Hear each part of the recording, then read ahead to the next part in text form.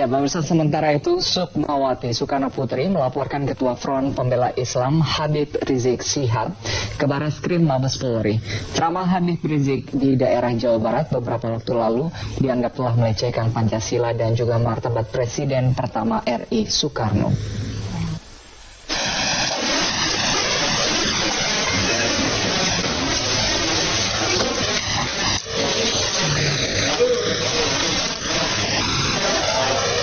Saat melapor Ketua Front Pembela Islam Habib Rizik Syihab ke Sentra Pelayanan Kepolisian Barreskrim Polri, Sukmawati Soekarno Putri membawa sejumlah bukti.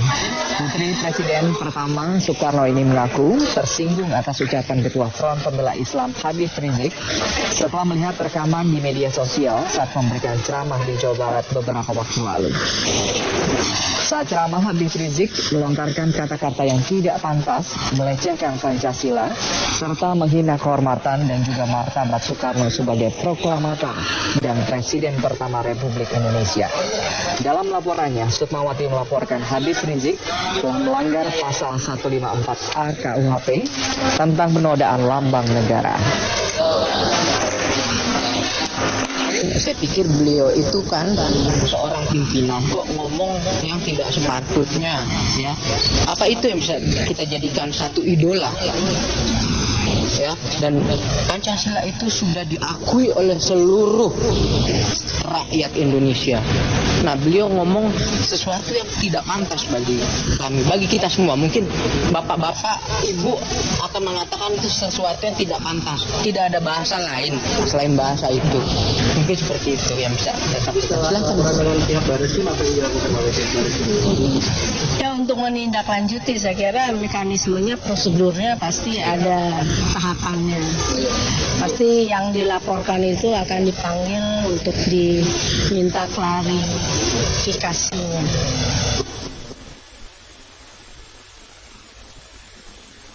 Dengan kewajiban menjalankan syariat Islam bagi pemeluk-pemeluknya. 2. Kemanusiaan yang adil dan beradab. 3. Persatuan Indonesia.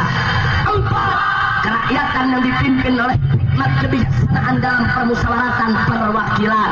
5. Keadilan sosial bagi seluruh rakyat Indonesia. Inilah yang disebut Piagam Jakarta. Kira-kira jelas tidak? Ini Pancasila yang asli. Ini Pancasila yang orisinil. Ini Pancasila yang otentik. Ini Pancasila yang disepakati oleh para pendiri bangsa. Setelah mereka sepakat 22 Juni bawa lagi ke sidang pleno BPUPKI pada tanggal 10 sampai 16 Juli. Hasilnya semua sepakat secara aklamasi, semua tanda tangan Piagam Jakarta sebagai dasar negara. Soekarno ikut tanda tangan, Bung Hatta ikut tanda tangan, kelompok Islam, Kristen, semua ikut tanda tangan, saudara. Jadi supaya Anda tahu, sampai di sini jelas. Jelas. Nah, berarti saya mau tanya, kalau gitu Pancasila Soekarno dengan Pancasila Piagam Jakarta sama atau beda? Sama atau beda? Sudah beda. Pancasila Soekarno ketuhanan ada di pantat.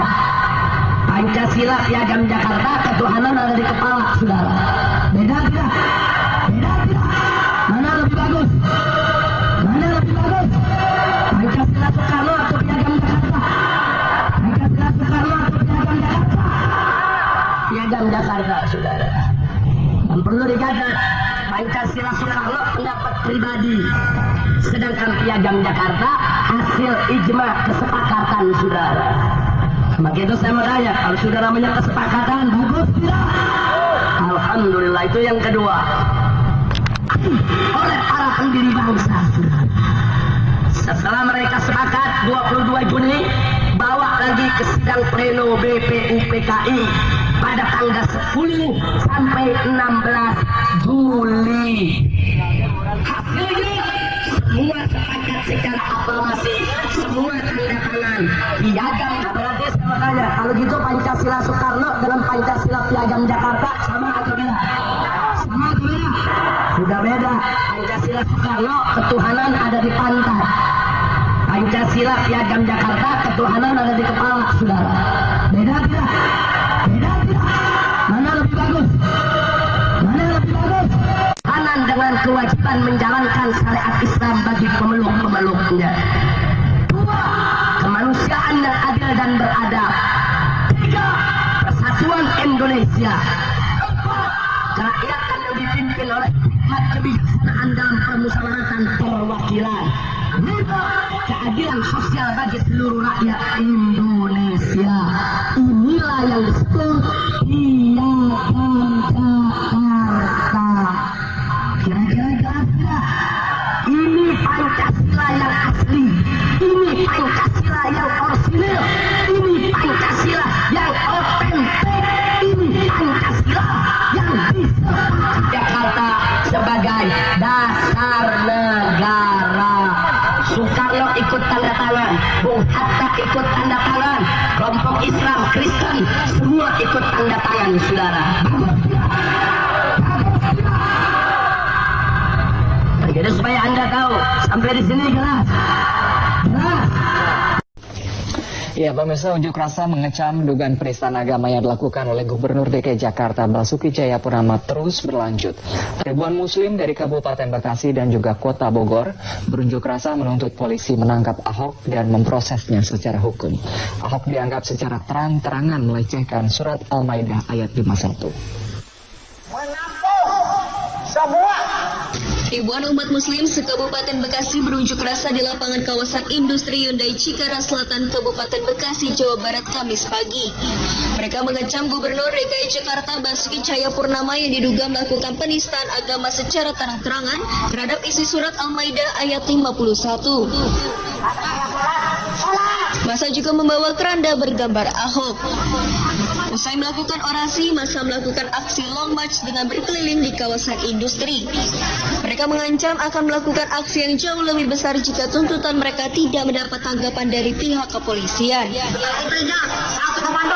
Kepolisian agar bertindak profesional dan proporsional. Yang kedua, menuntut kepada aparat penegak hukum tangkap dan adili Ahok. 3. Meminta kepada TNI agar terus kawal kasus Ahok sampai dengan selesai. Yang keempat, kami warga Muslim Bekasi Raya tidak akan berhenti untuk terus beraksi. Unjuk rasa serupa juga dilakukan ribuan warga muslim di Bogor, Jawa Barat. Masa melakukan long march dari Masjid Raya Bogor sampai Balai Kota Bogor. Mereka menuntut penegak hukum untuk mengadili Basuki Cahayapurnama. Selain itu, masa juga memberikan berkas terkait penistaan agama yang diduga dilakukan Ahok kepada Wali Kota Bogor Bima Arya Sugiarto untuk selanjutnya diberikan kepada Presiden RI Joko Widodo. Rahmat Lewis Majid, Ayatullah Humaini, JAK TV. Gubernur DKI Jakarta Basuki Cahayapurnama atau Ahok mengaku tidak mengkhawatirkan kinerja dari pelaksana tugas Gubernur DKI Jakarta Sonny Sumarsono. Ahok hanya khawatir nasib APBD 2017 jika sekiranya ditandatangani PLT baru, apa tidak akan muncul persoalan yuridis di belakang hari soal keabsahan APBD itu. Ahok menegaskan jika posisi PLT tidak setara dengan pejabat sementara atau PJS sehingga yang bersangkutan tidak memiliki kewenangan untuk menandatangani APBD Provinsi DKI Jakarta tahun 2017. Untuk itu sekiranya ada APBD 2017 untuk DKI yang ditandatangani oleh Ahok, kasus kami ditandatangani, Ahok khawatir nanti akan muncul berbagai gugatan terhadap keabsahan APBD 2017 itu. Sebab pada Undang-Undang Dasar tahun 1945 dan Undang-Undang Keuangan Daerah menyebutkan pengesahan APBD hanya bisa dilakukan oleh gubernur. Selain soal APBD 2017, mantan Bupati Belitung Timur ini mengaku tidak memiliki kekhawatiran terhadap kinerja PLT yang akan menggantikannya. Meski demikian, Ahok tetap berpesan agar PLT Gubernur DKI Jakarta tetap melakukan kontrol ke lapangan agar pekerjaan dapat berjalan dengan baik.